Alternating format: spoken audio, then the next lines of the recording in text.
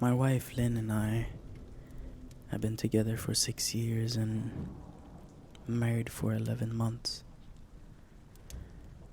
Our entire history together has been very normal, and never once have I noticed any weird behaviors or red flags. I can't stress enough how out of character this whole thing is for her. Lynn is a very kind, intelligent, and thoughtful person. She's always been the no nonsense type of person. Being childish or trying to scare me is not something she'd normally do. She doesn't even like watching horror movies.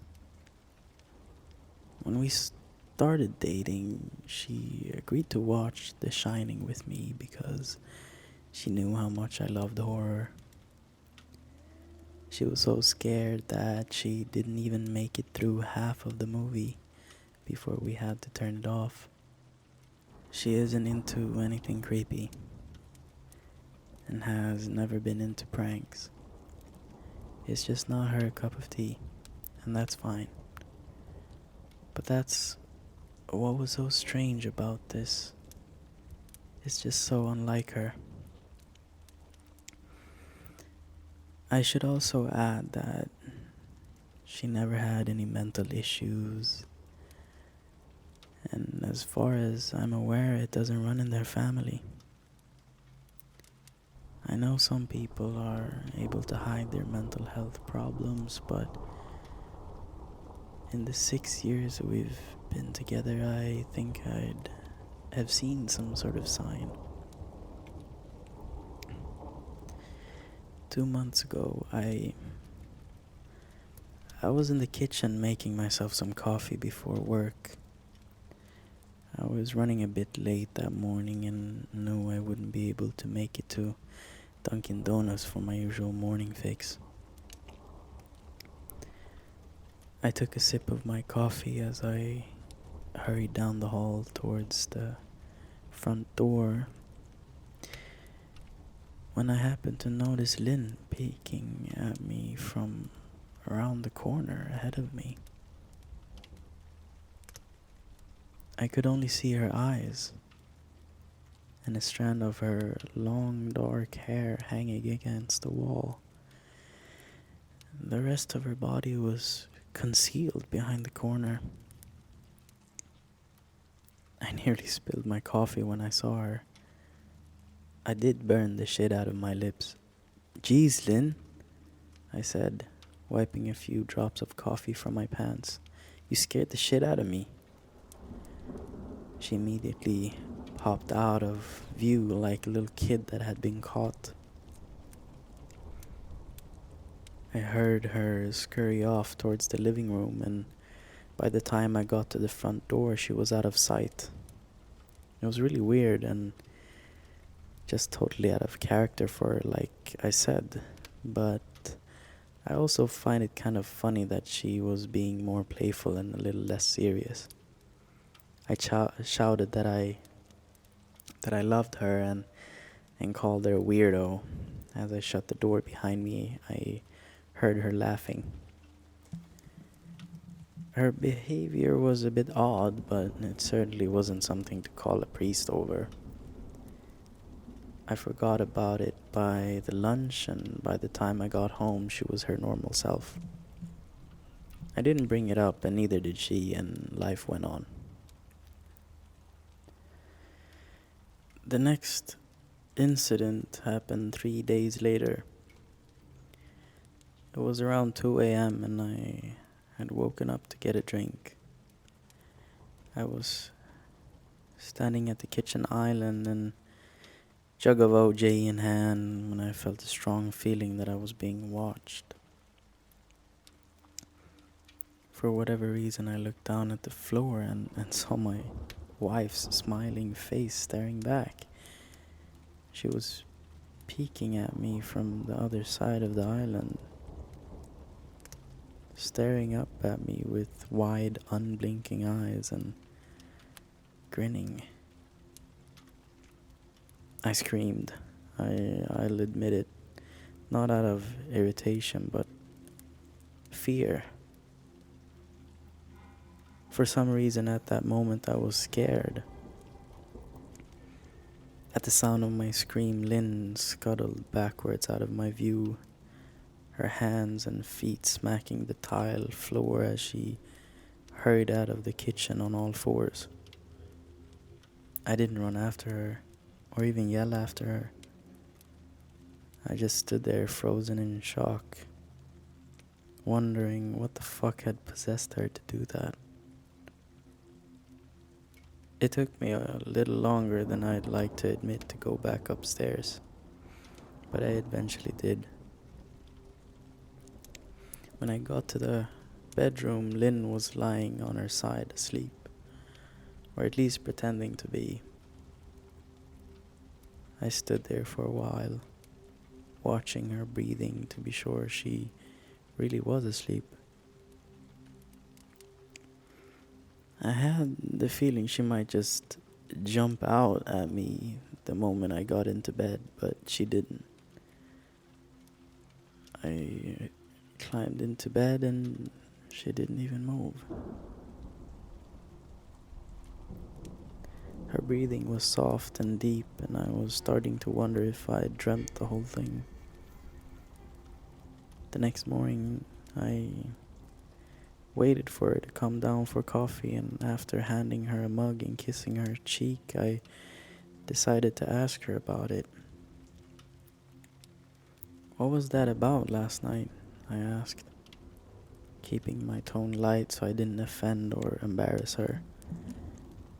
She frowned over her cup of coffee, shaking her head like she had no clue what I was referring to. You were peeking at me again from over there," I said, pointing to the spot on the floor by the kitchen island. She followed my gaze, and when she looked back at me, she burst out laughing. She laughed so hard that I couldn't help but join her. "You creep me the fuck out sometimes, you know that?" I said. She giggled and set her cup on the counter and wrapped her arms around my neck. "You creep me out all the time, so I guess we're even," she teased. We said our goodbyes and left for work. As I drove, I kept thinking about how creepy it had been seeing her grinning at me from behind the island like that. The sounds her hands made on the floor as she crawled away. I told myself she was just trying to be silly. Just trying to join me in my love of all things horror. It's not like I was afraid of her, but it still didn't sit right with me. I started seeing her peeking at me more and more. Sometimes she'd be peeking out from behind the couch or living room curtains. Once she even managed to get inside her grandmother's old trunk that sits at the foot of our bed. I might not have even known that she was there at all had the trunk's old hinges not given her away. She'd had the lid propped up just enough so that only half of her face peeked through. She'd been grinning like an excited toddler. I was unnerving. I didn't even know what to say to her. All I could do was stare. When I finally found my voice, I asked her why on earth was she doing this. She didn't answer. But she had slowly closed the lid, shutting herself inside the trunk. I just walked away, feeling disturbed. I didn't understand why she was doing it, but it clearly made her happy. I just hoped she would tire of the game quickly. Lynn didn't peek at me for the next 2 weeks. I started to think she was done with her weird prank, and I was relieved. We were watching the show on Netflix one night, and I jokingly said that I hadn't seen her peeking at me lately, and that she must have given up on her spy game. She looked up at me with a small smile and said, "Maybe I've just gotten better at it." I didn't say anything, but I wondered whether or not she was joking. For the next few days, I couldn't stop thinking about what she'd said. Was she still peeking at me when I was just not looking and hadn't noticed? And if so, what the hell was she getting out of this?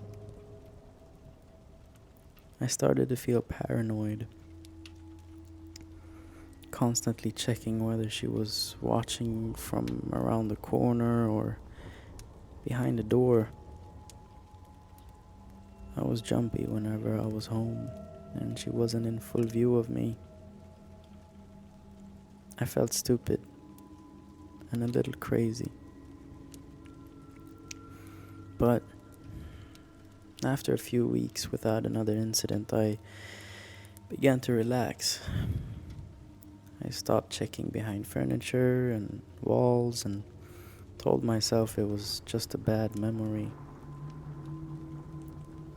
Then a few days ago, things got so much worse.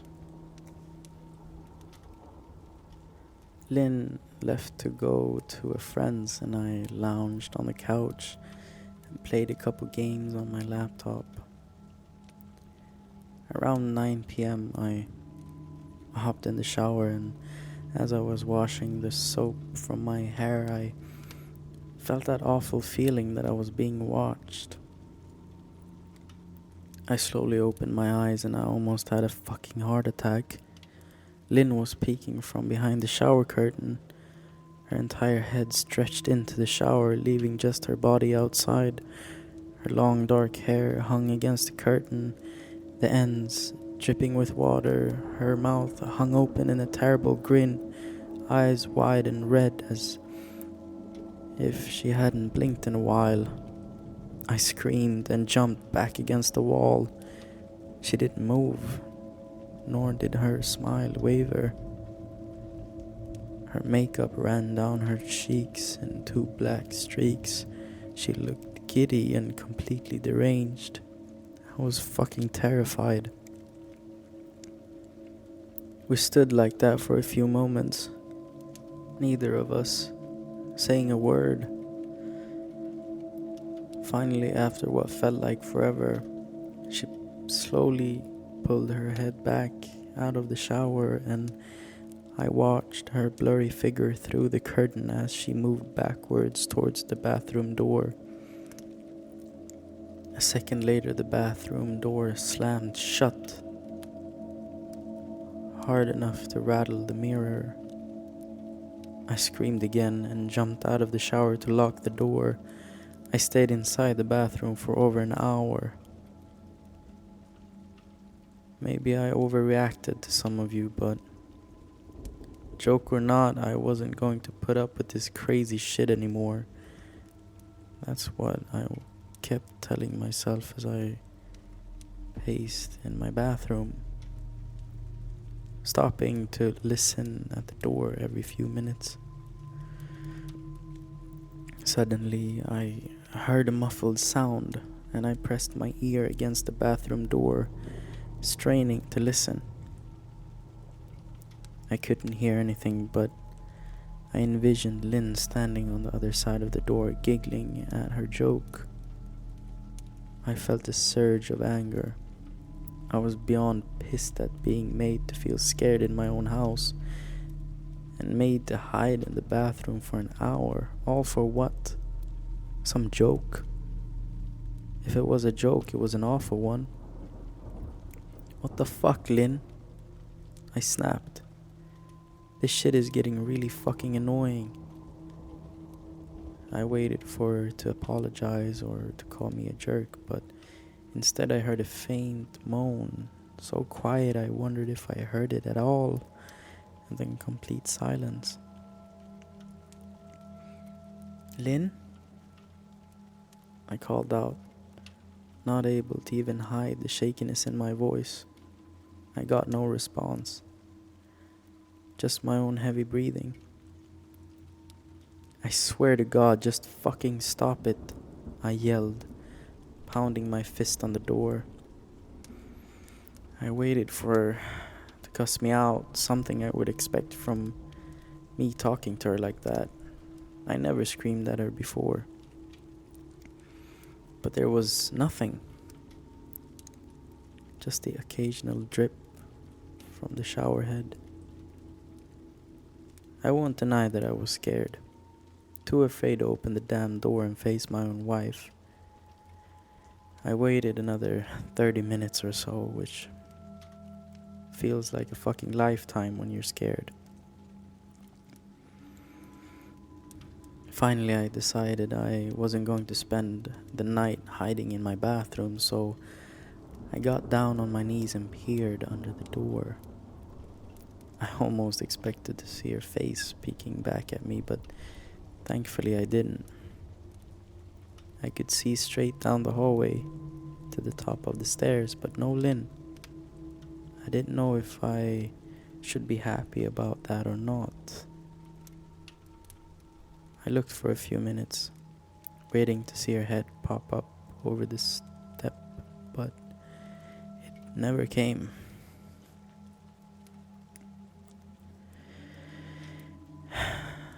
I stood up, my hand hovering over the door, and mentally prepared myself to open it.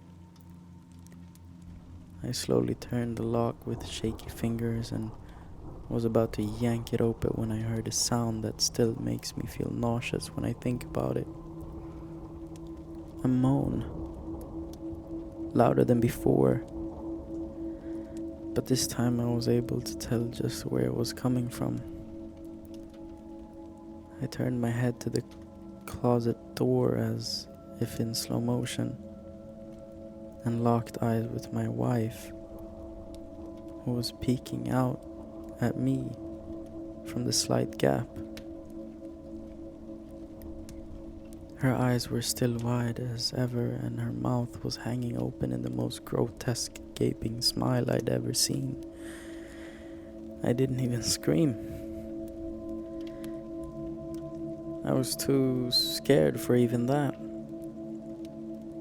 Her hands were clasped to her chest, body trembling with sheer delight as if she could barely contain her excitement.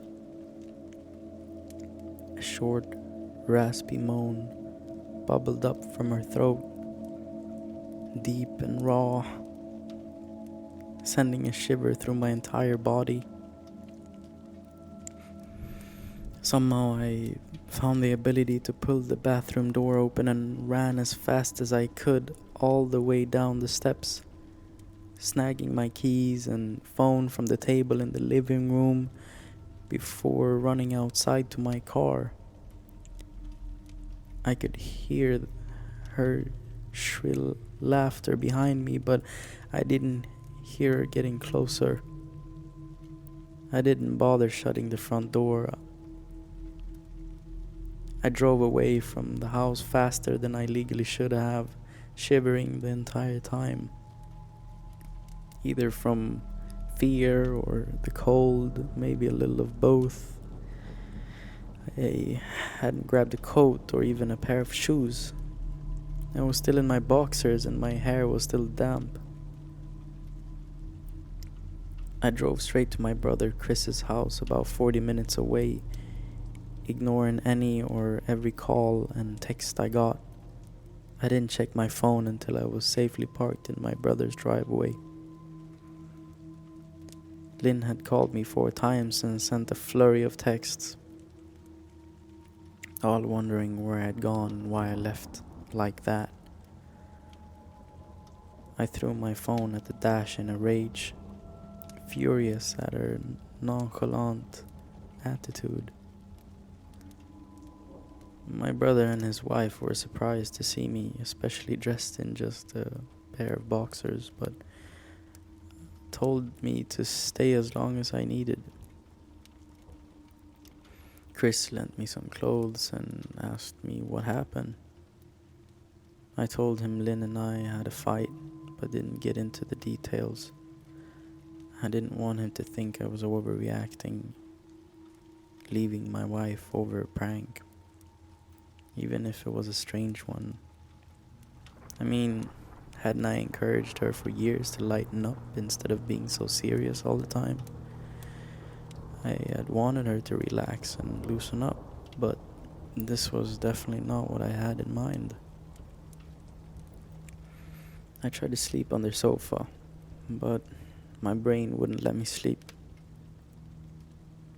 Every time I closed my eyes, I saw Lynn's face staring at me from inside the closet.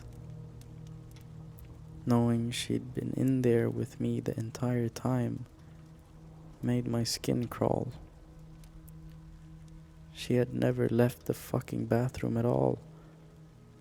Instead, she slipped inside the closet and slammed the bathroom door shut to fool me. The mere thought of going back home gave me anxiety. I tossed and turned, unable to sleep. Chris ended up giving me a sleeping pill, so I was able to get a little rest. My sleep was filled with terrible dreams. All of Lynn's smiling face.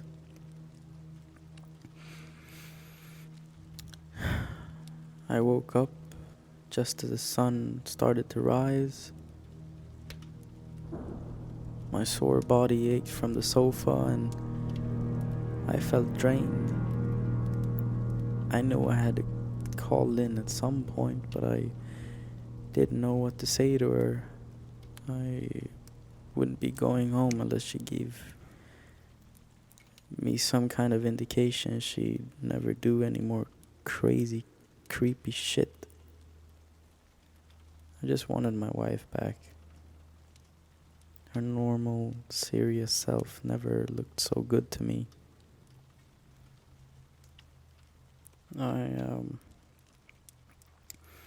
I was contemplating calling her and telling her that, and that familiar feeling came over me. I was being watched. I was staring at the ceiling, my heart in my throat. I didn't want to look away, but the longer I ignored the feeling, the worse it got. My eyes drifted away from the ceiling almost on their own. Her face was pressed up against the window beside the couch, staring down at me with that same gaping smile. Drool dribbled down her lips, leaving 2 long streaks down the glass. I didn't know how long she'd been there, but something told me she'd been there quite a while. Possibly all night. I didn't bother screaming, though I was afraid. Anger trumped any fear I felt at that moment. I jumped up from the couch and pounded my palm against the glass. Lynn, are you crazy? What the hell is wrong with you? Just go home, I shouted. Now! She didn't move, and her ghastly expression never changed. If anything, her smile only grew, as if she had never been more elated. I could hear Chris and his wife moving around upstairs, as if Lynn could hear them from her place outside. Her head twitched slightly in their direction, and she began to close her mouth slowly. Chris called my name from upstairs, obviously concerned. I turned to see him and his wife Rebecca hurrying down the steps. When I turned back to the window, Lynn was gone. The only sign she'd been there at all was the 2 streaks of drool still dripping down the glass. I tried explaining to Chris and Rebecca about waking up to see Lynn watching me through their window. They were skeptical. Who wouldn't be? Chris and I went outside to the spot in front of the window, but there were no footprints in the dirt. Just a slight indent. Animal, probably, Chris guessed, and I didn't argue. He and Rebecca assumed I dreamt the entire episode, but they didn't understand. I was too tired to explain it to them. I called out of work that day and turned my cell off. I didn't want to face Lynn. Just talking to her was too much for me at that point. I was really starting to believe something was irreversibly wrong with her. That no matter what promises she made, we'd never be the same again. The thought saddened me to my core, and I cried most of the morning. By noon, I figured I was ready to confront her, give her one last chance to explain herself. I could at least give her that after 6 years, I told myself. I turned my phone on and saw the dozens of texts she'd sent, all from a seemingly concerned wife. Can we talk? I love you. Please call me. I'm really worried. Can you answer? Just come home. And more of the same. All texts telling me she loved me and she wanted me home. How worried she was. Not a damn one addressing the crazy shit she pulled. Like she hadn't been acting like a character from a Stephen King book or something. Even her texts were different. She normally texted novels just to tell me to pick up a loaf of bread.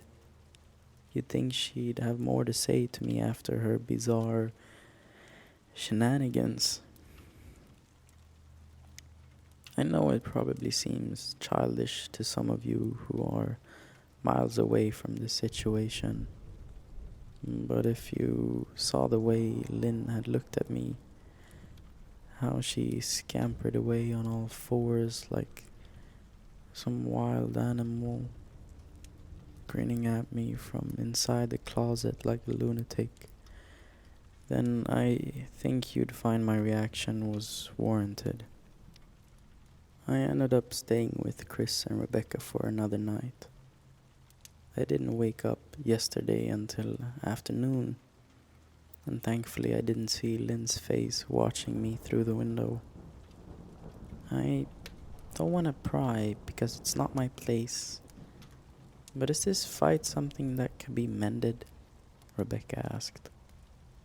She'd made us both a sandwich for lunch, and I knew she wanted to breach the subject without seeming to be nosy. I don't know, she's like a different person, I said, choosing my words carefully. I still wasn't ready for her or Chris to know the full extent of the batshit craziness I had been dealing with. People change, Ben, but she's still the same woman you married. Maybe you both just need to talk through your issues. Whatever is going on, I'm sure it can be fixed, she said, ever the peacemaker. I think it's beyond that now. I don't think talking would help. I just don't trust her, I said. The words stung in my heart. I missed and loved my wife, but how could I live with someone like that? Living in constant fear didn't sound too appealing. Lynn loves you. She has to be absolutely crushed, she said. I don't know about that, I said. Well, she certainly seemed like it to me. I've never seen her so upset. Very much unlike the Lynn I know, Rebecca said, shaking her head sadly. It took a full minute for her words to really sink in, and when they did, I felt dread warming its way through my skin. Wait, what do you mean? You saw her? You saw Lynn? I asked. My mouth suddenly dry. Rebecca nodded casually as if that fact wasn't nightmare fuel. Maybe for her it wasn't. She stopped by this morning just after Chris left work, she said, cleaning the plates from the table. I didn't see her car though. Maybe she took an Uber or something. Beck, what did you say? Did she come inside? I asked. Sweat starting to break out on my forehead. I began looking around, examining corners as though a predator lurked behind them. No, she just asked if you were awake yet, and I said that you weren't. I asked if she wanted to wake you, but she said no, just said to let you sleep, she said as she washed the dishes. That's all? She didn't say anything else? I asked. No, she looked awful though, like she hadn't slept in days. I think you should call her. I got up from the table and thanked Rebecca for lunch. I felt a little bit better at the knowledge that at least she didn't come inside. Still, I needed to double check that the doors were locked. I sat for a while trying to figure out what to do next. I didn't want to go home, but I felt that I owed it to Lynn to help her if I could. Hadn't I sworn oath to love and honor her through sickness and health? Clearly she was very sick. If she was sick, which I truly believed she was, I had to try and get her the help she needed. But I didn't even know where to start. I didn't want to call the police, and besides, what the hell was I going to tell them? That my wife was peeking at me? That she was being creepy?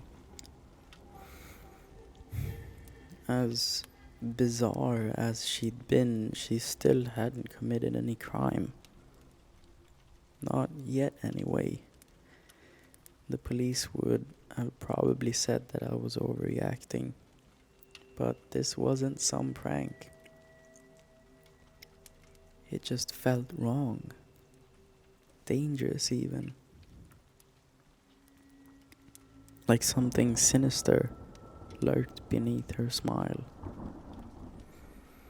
I knew as her husband I was well within my rights to have her committed, but what if she simply acted normal in their presence? She'd obviously been able to fool Rebecca into thinking she was just a concerned wife. As long as the doctors didn't find her a danger to herself or others, they'd have no choice but to release her after 72 hours. I felt lost and overwhelmed.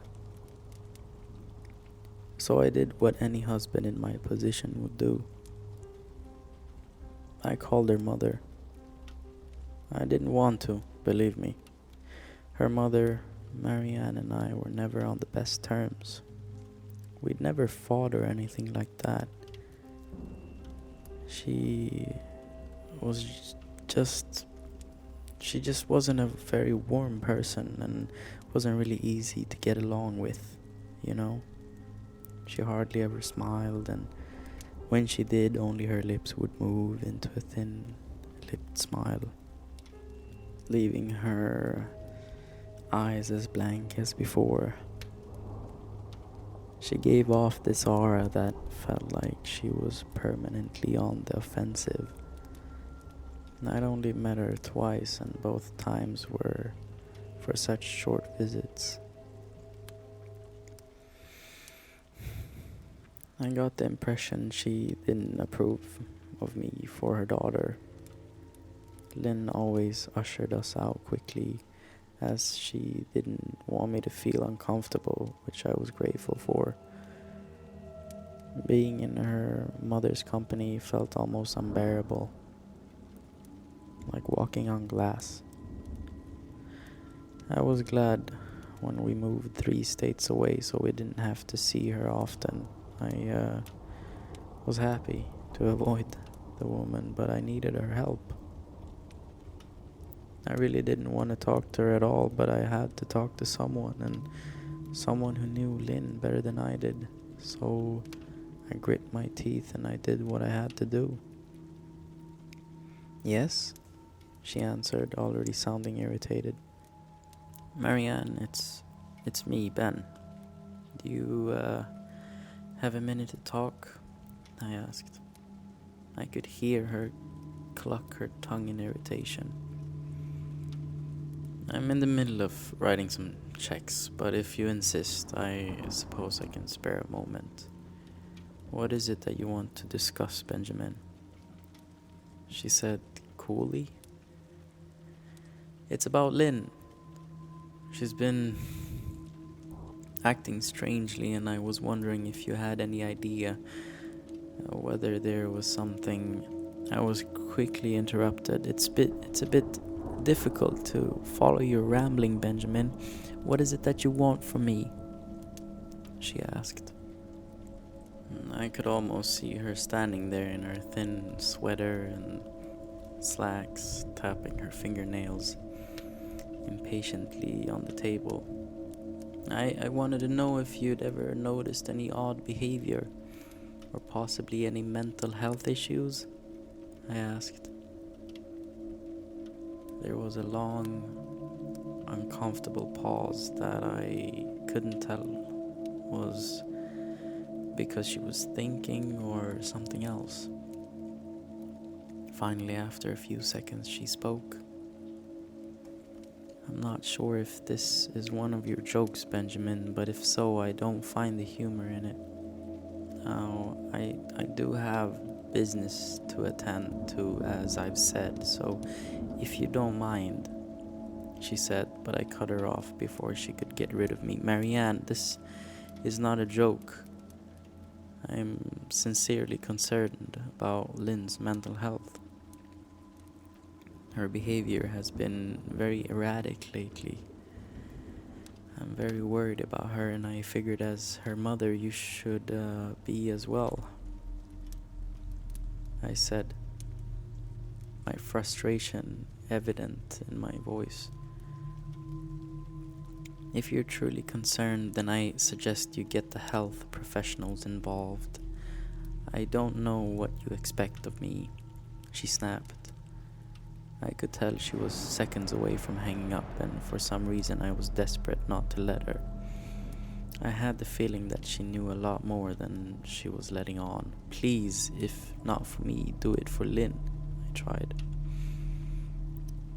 I heard a faint, shaky intake of breath, as if she were trying to hold her steely persona together but failing.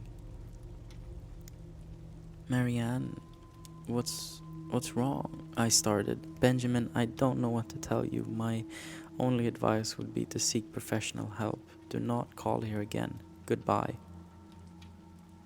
I tried to call out to her, but she'd hung up. I tried to wrap my head around the call and her refusal to help me. Even if she didn't like me, why wouldn't she want to help her own daughter? I couldn't understand that. I tried to replay the conversation, desperate to find something I missed. After a while, I almost gave up, until I remembered her last words to me. Seek professional help. She said those words with a bit of urgency. I could have just been grasping at straws, but no. I was sure her voice had changed ever so slightly when she'd said that. As if they were very important. What had she meant? I assumed she'd been referring to medical professionals, but maybe she was referring to someone else.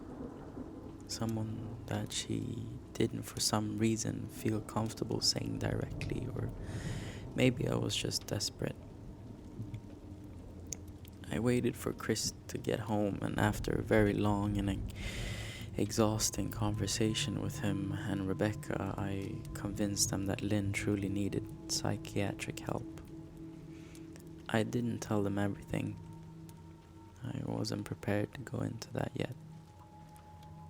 But I told them about our last encounter, how she'd hidden in the bathroom, peeking at me from the closet. They were obviously shocked, but thankfully they believed me. They too just wanted to help her.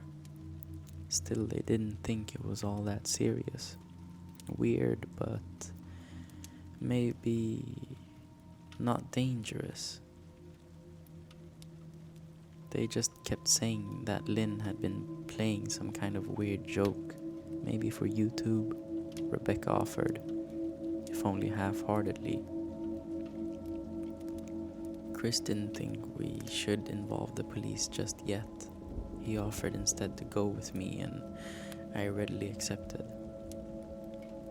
He reasoned that calmly talking to her, trying to coax her into going willingly was the best recourse. I agreed to do it his way. At least I wouldn't be going into that house alone. We drove over this morning, just after breakfast. There was no way I was going at night. When we was pulling into the driveway, my stomach began doing somersaults. Her car wasn't there, but I still didn't let my guard down. The front door was ajar, and for a split second I thought we'd see her eyes staring through the gap. I was shaking and starting to sweat. Chris, however, was fine. He waited for me to open the door, his hands in his pockets like he was going on a fucking stroll through the park. I envied his ignorance. I pushed the door open and was immediately hit with the stench of rot. Chris smelled it too.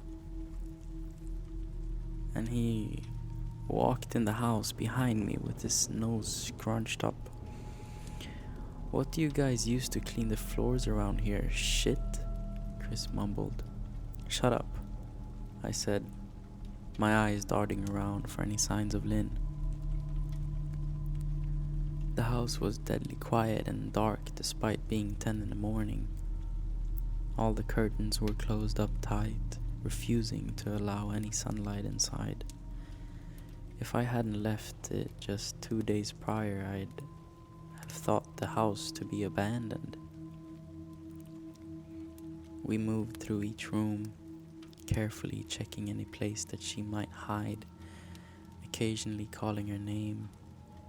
"Why the fuck are you looking under the couch?" Chris asked eventually. "Aren't we looking for your wife?" He was looking at me like I was a moron. "Let's just go upstairs," I whispered. He shook his head but followed me up the stairs to check the bathroom and spare bedroom.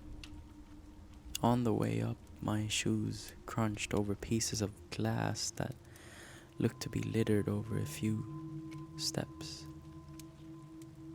I noticed that one of Lynn and my wedding portraits that hung on the wall along the staircase had been smashed. The frame hung crookedly, all the glass removed. I stared at the picture, a lump forming in my throat. We had taken the photo just after leaving the church, after saying our vows. She looked so beautiful in her white gown. I looked at Lynn's beautiful face. I never dreamed her face would ever be a source of terror for me.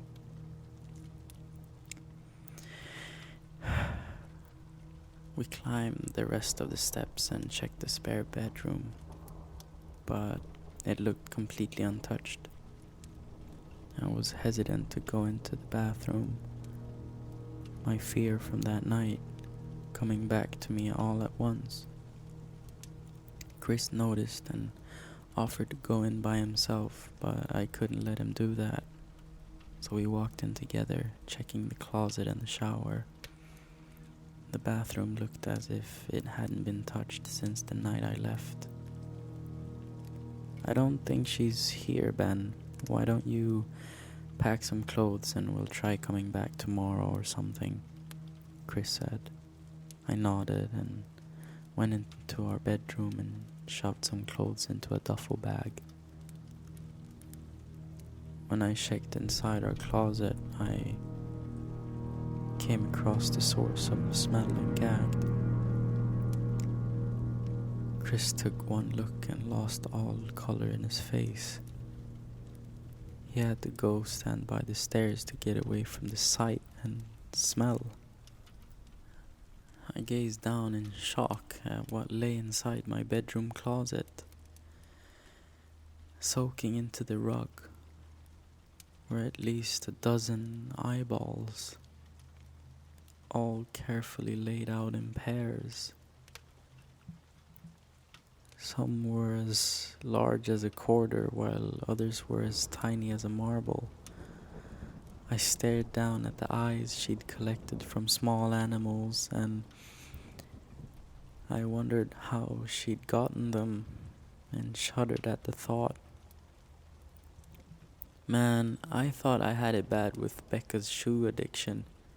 But fuck me, her wife's in here collecting eyeballs, Chris said, gagging. "Ben, I think we should go," he called from the hall. "I'm getting nauseous." Alright. I grabbed my duffel and shut the closet door on my new nightmare. I stepped out into the hall and took a deep breath of air. I could taste the rot on my tongue and I couldn't help but gag. "Who the fuck lines up eyeballs in their closet like that?" Chris mumbled. "I tried to tell you she needed help," I said. "She doesn't need help and she needs a fucking exorcist," he said. "You coming or what?" "I can't stand the smell any." His words died in his throat and his eyes grew wide with fear. I didn't ask him why. I could feel it. Someone was watching me and I didn't think it was the eyes in the closet. I turned around, my eyes slowly scanning the bedroom. "Christ," I whispered, as I finally saw what we'd missed. Under the bed, curled on her side, watching us with the excitement of a kid on Christmas morning, was my wife. She held her hands together just under her chin, and they were shaking eagerly. Now that she knew she'd been found, I could hear the quiet noises she was making, a sort of hiccuping sound in her throat, as if the excitement was just too much for her. It was unnerving, to say the least. Wide eyes and that same huge smile. Everything in me told me to run, but I forced it anyway. This was my wife. No matter how twisted, she was still the woman I married. I had to help her. Lynn, I said softly. She didn't respond, but her head bobbed back and forth in two quick little movements as if she were nodding. Baby, I just want to help you, okay? Can you let me do that? I asked. I had taken a single step forward, approaching her like some kind of dangerous animal. I love you, Lynn, I said softly, taking another step closer. She let a tiny moan escape her wide open mouth, and I had to resist the urge to run. Her shoulders were starting to quiver, and her eyes grew as large as saucers. I crouched down so I could see her better and immediately saw the blood. Her hands were covered in it.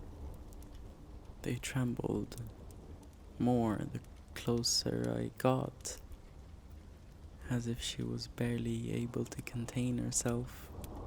Lynn, are you hurt? You're bleeding, I said. She bobbed her head again, her bloody fingers moving up and down as if playing an invisible piano. They occasionally grazed her chin, leaving smears of blood on her skin.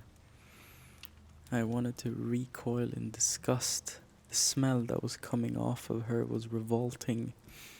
I could feel the vomit trying to climb up my throat. Her lips were dry and stretched thin, blood seeping between the cracks. I knew she wouldn't come out on her own, but I didn't want to leave her in the state she was in. I scooted closer and reached out to her. The excited hiccuping sounds got louder and her hands shook, fingers flexing. It was then that I could see the blood oozing from in between her fingers. Oh my God, Lynn, you're bleeding, I said. Instinctively, I reached out to take her hand, but before I could even touch her, her hand sprang out towards me. A sharp pain shot through my arm, and I fell back on my ass. My arm burned, and I could see the blood dripping down onto the carpet. I looked back at her in shock and saw her grinning madly, her fingers clutching a large shard of glass. You alright in there? Chris asked from behind me. I turned my head slightly and nodded to him, cradling my arm to my chest. When I turned back to face Lynn, I saw that her focus had shifted. She wasn't looking at me anymore, and she wasn't smiling anymore either. She was staring past me, her eyes glaring at Chris, the way a hungry lion might stare at an antelope. Her mouth was still hanging open, but it was twisted into a snarl. I got to my feet and began walking backwards down the hall, afraid to take my eyes off her. Are you bleeding? Chris asked. The moment the words left his mouth, Lynn started fast scooting out from under the bed, the glass shard still in her fist. Chris, run! Go! I yelled. He must have been too afraid to move, because a second later I felt my back bump into him. He was still standing at the top of the stairs, staring at the horror that was my wife.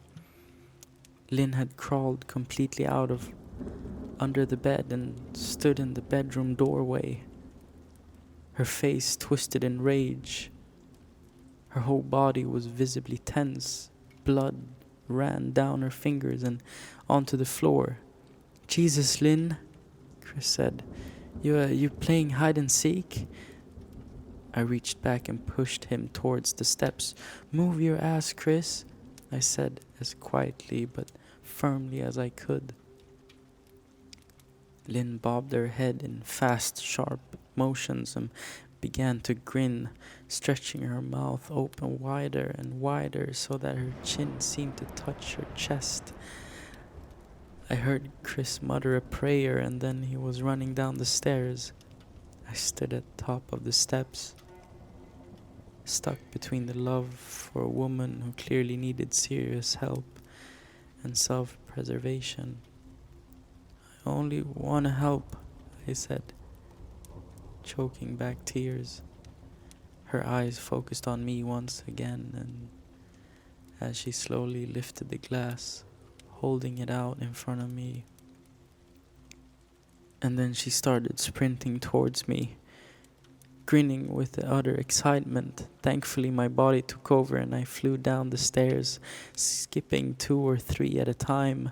I made it to the front door before I felt her leap onto my back, wrapping her arms around my neck, her open mouth next to my ear so that I could hear those terrible hiccuping sounds up close. I shook her off, knocking her to the floor. I felt a searing pain in my back as she went, but I tore open the front door and bolted to my car. Chris was standing in the front yard talking on the phone with police. I didn't say a word. I just ran to my car and jumped in. Chris took the hint and followed me, still on the line with 911. I watched the rear view mirror, sure I'd see her there running after us, but I never did. I went straight to the ER and got 11 stitches in my arm and 3 on my back. The police asked a lot of questions and went back to the house to do a search, but of course, Lynn wasn't there. They advised me to stay with a friend or relative for a while and to file a restraining order as soon as I could, but none of those things would matter. Somehow I just knew.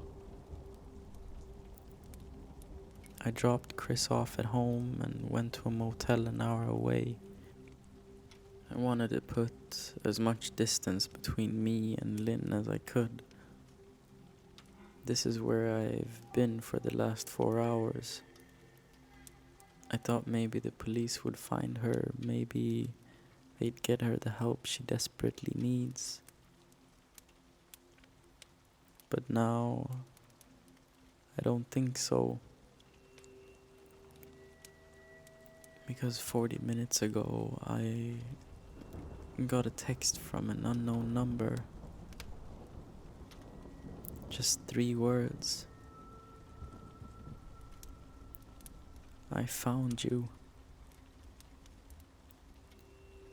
And a picture attached.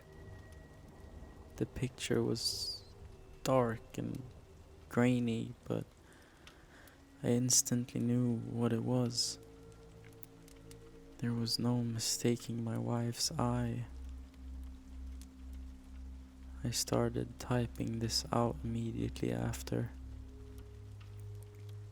I don't know what to do. I'm alone and scared, and I can't help but feel that I'm being watched.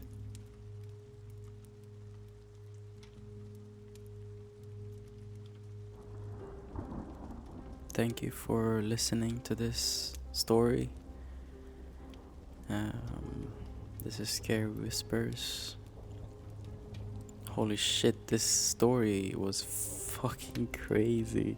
Felt like I was watching a movie in my head when I was reading this. I hope you enjoyed. Please don't forget to like the video if you enjoyed it. And if you're still here after an hour, don't forget to subscribe.